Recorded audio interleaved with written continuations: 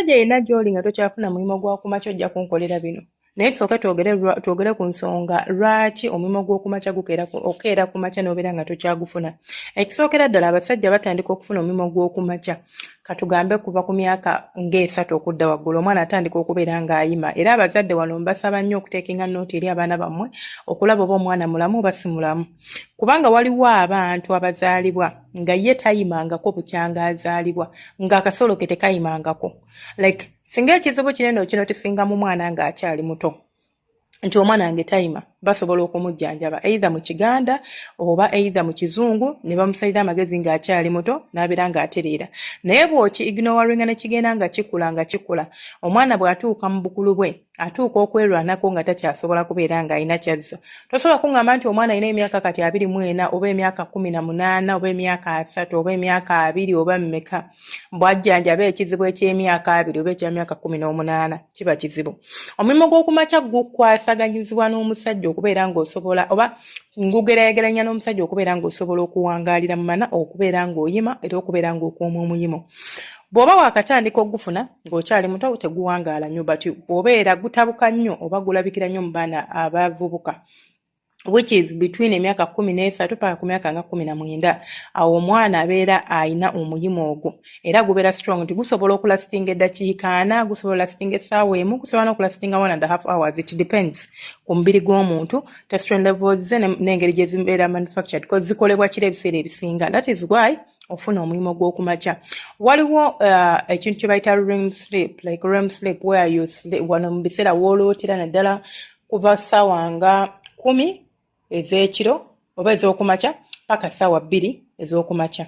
Omuntu bw'abanga yeebase nga bano abantu abeebaka nti ne weebaka n'oyitako katugambe n'otuuka essaawa nga 5-6 oyimuke, gwebeera tokyalina mulimu gwa kumakya, gubeera gwa paasinze nti wayimye nga weebase era ne gupaasinga oba akasolo ne kakkakkana ne kagwa. Naye biki ebiyinza okuleetera omuntu ebiyinza okuviirako okubeera ng'omulimu gw'okumakya guno tokyagufuna? Mbagambe nti gutabukira mwana okuva ku myaka 13 paka ku myaka 19, but still it depends. Waliwo abagufuna ku myaka 10 n'abeera ng'ali very active ng'agufuna buli lunaku. N'obeera abagufuna just once in a while naye ng'olina gufuna buli lunaku eri omuntu ali nnomo oba eri omusajja ali nnomo yenna. Naye ate tegukoma ku myaka 19 nti omuntu yenna oba omusajja asobola okufuna omulimu paka ku myaka 60.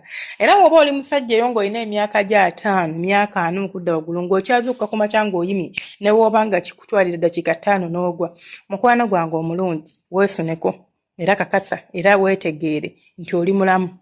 Bino bye munyoonya eddagala ly'amaanyi g'ekisajja naye bisigadde, sooka obiteeke ebbali weesuneko otegeere nti at least gw'oli bulungi, tolinga bantu baneeno oba tolinga abo abatasobola kubeera nga balina kye beekolera nga balabye ku mukyala. So ebimu ku bintu ebiviirako omulimu gunene okubeera nga guseebengera like guweatheringa emyaka giplayinga role nene nnyo mu nsonga ezo nti gy'okoma oba gy'ogenda ng'okula. Omusajja yenna gy'ogenda ng'okula ekisookera ddala mu myaka oba emyaka gyo gya affectinga omulimu gwo nti otuuka n'obeera nga testosterone zo ze ba producing oba testosterone levels zidroppinga because of your age. N'obeera nga tokyasobola oluusi ku maintaininga mulimu ogwo nti osobola okugufuna naye ne gugwa mangu oba n'okubeera nga togufunira ddala. Ekyokubiri, omusajja yenna ayinamu pressure, ayinamu sukaali n'ebirwadde eby'olukonvu oba ebirwadde ebyetaagisa okubeera ng'owangaalira ku ddagala birinza okuaffectinga kubanga gano amalagala agasinga ge babawa n'omuntu akozesa antidepressants gaba makerenda getumira oba abantu ge bamira nga bali depressed gakuyambako okustabilizing embeera okucombating anxiety issues zo n'ebisigadde. Weesanga nga eddagala eryo lirina properties oba lirimu ebiririmu ebisobola okubeera nga tebisobola kuleetera kubeera nga oproducinga testosterone n'obeera ng'okola ki ng'osobola ofuna ogwo omulimu. Ekisookera ddala lwaki njogera ku testosterone, it's a chemical in our man's body oba chemical mu mubiri gw'omusajja oba hormone mu mubiri gw'omusajja zikuyambako okubeera ng'okuyima oba zikuyambako okubeera nga obeera ne reproductive system ennungi. Omwana aba avubuka zirina role ndala mu busajja oba n'omusajja omukulu zirina roles ndala but zikola oba ziri associated ne sexuality y'omusajja oba ne n'ensonga z'okubeera nga okwasaganya eby'omuyimu wansi eyo.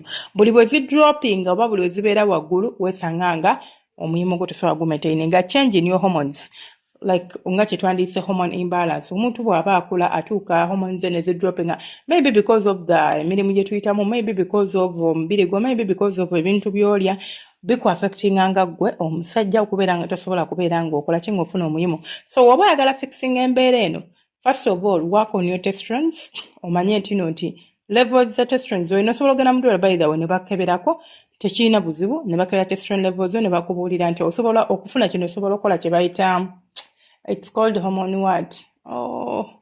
Nerabidde test eyo bagiyita, but osobola okunyonyola omusawo aba asobola okubuulira ne bakeberako ne babeera nga bakubuulira oba oli bulungi oba toli bulungi. Bwe wasanga nga testosterone zo ziri wansi, osobola okulya ku mmere esobola okuyambako okukombatinga embeera eyo oba okulwanisa embeera eyo n'obeera ng'otereera n'obeera nga naawe osobola okufuna omuyimu gw'okumakya. Abantu abamu balinza okufiiringamu nti si mulungi biki but mukwano, this is something healthy.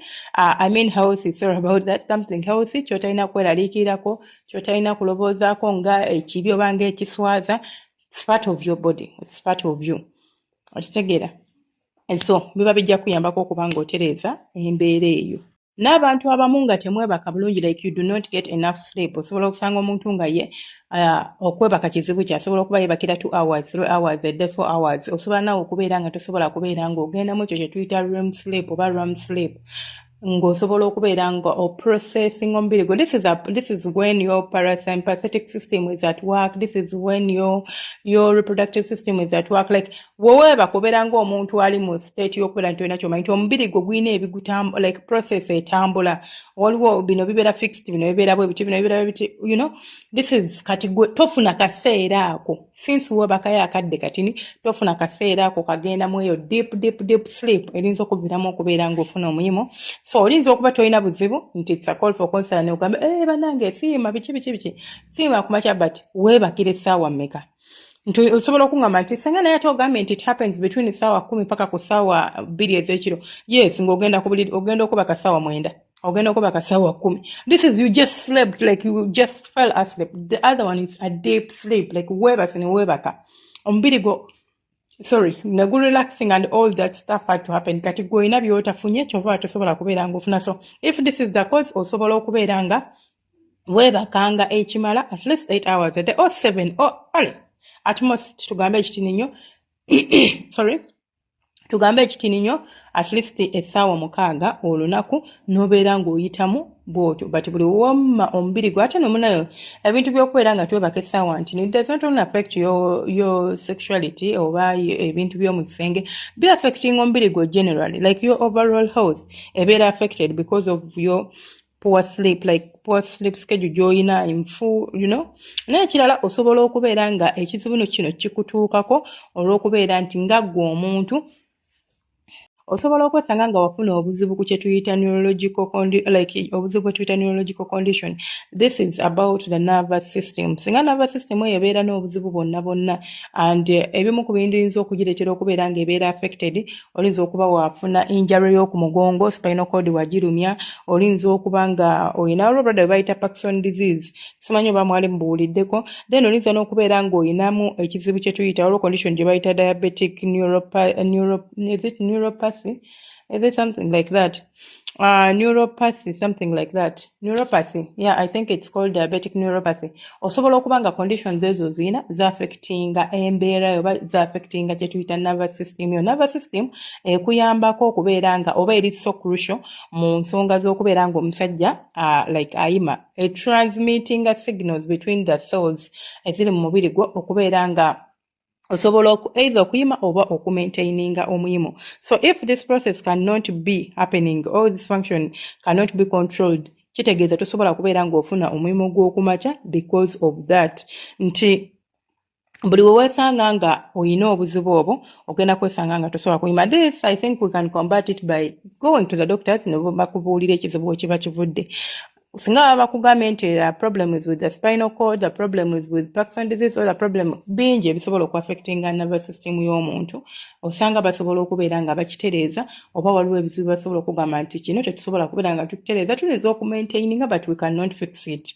ngera waliwo obulwadde bwolaba nti omira eddagala n'obeera kuwwa obwotyo naye nga tebabujjanjabye kuwona nga tebabusobola. Omukama abankuumira abanjagalire mbeere bulungi temujjanga okwo baagala nnyo gonna badde akyafuna omulimu gw'okumakya n'oguyita omusaago banoga bannange munnange togwevuma mulungi era gulaga oba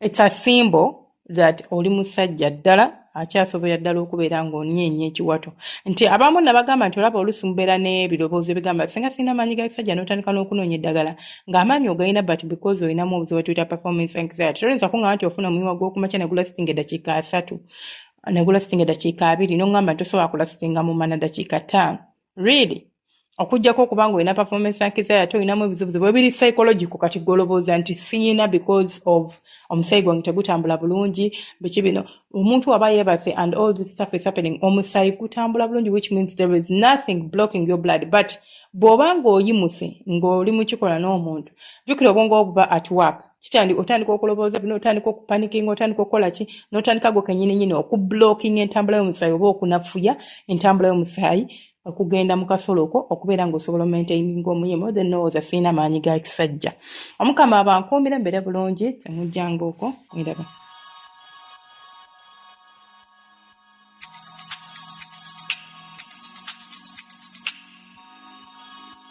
Yeah.